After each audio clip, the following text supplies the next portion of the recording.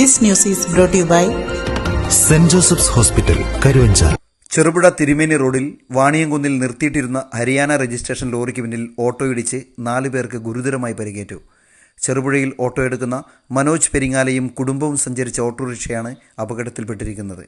കഴിഞ്ഞ 4 ദിവസമായി ബ്രേക്ക് ഡൗണായി റോഡരികിൽ കിടക്കുന്ന വാഹനത്തിന് പിന്നിലേക്കാണ് ഓട്ടോറിക്ഷ ഇടിച്ചു കയറിയത്. രാത്രി സമയമായിരുന്നതിനാലും ചെറിയ തോതിൽ മഴ പെയ്തിരുന്നതും കാഴ്ച മങ്ങാൻ കാരണമായി. നിർത്തിയിട്ടിരുന്ന വാഹനത്തിന് അപകട മുന്നറിയിപ്പ് നൽകുന്ന രീതിയിലുള്ള യാതൊരു റിഫ്ലക്ടറുകളോ ഇൻഡിക്കേറ്ററുകളോ മറ്റു ബോർഡുകളോ മറ്റു മുന്നറിയിപ്പുകളോ ഒന്നും തന്നെ സ്ഥാപിക്കാത്തതാണ് അപകടത്തിന് കാരണമെന്ന് പ്രദേശവാസികൾ പറഞ്ഞു. പരിക്കേറ്റ 4 പേരെയും ഉടൻ തന്നെ സമീപത്തെ ആശുപത്രിയിലേക്ക് മാറ്റി. തുടർന്ന് വിദഗ്ധ ചികിത്സക്കായി കണ്ണൂരിലേക്ക് മാറ്റിയിരിക്കുകയാണ്. സംഭവ സ്ഥലത്തെത്തിയ ചെറുപുഴ പോലീസ് സ്ഥിതിഗതികൾ വിലയിരുത്തുകയും അപകടത്തിന് കാരണമായ വാഹനം പരിശോധിക്കുകയും തുടർ നടപടികൾ സ്വീകരിക്കുകയും ചെയ്തു. കഴിഞ്ഞ 3 ദിവസങ്ങളായി വാണിയംകുന്നിൽ ഇവിടെ ഒരു ഹരിയാന രജിസ്ട്രേഷൻ വാഹനം ഇവിടെ റോഡിന്റെ സൈഡിൽ ഇവിടെ നിർത്തിയിട്ടിരിക്കുകയാണ്. അപ്പൊ ഇവിടെ ഈ ഒരു മഴയത്തൊരു സാഹചര്യത്തിൽ യാതൊരു റിഫ്ലക്ടറോ കാര്യങ്ങളോ ഒന്നും തന്നെ ഇല്ലാതെയാണ് ഈ വാഹനം ഇവിടെ നിർത്തിയിട്ടിരിക്കുന്നത്.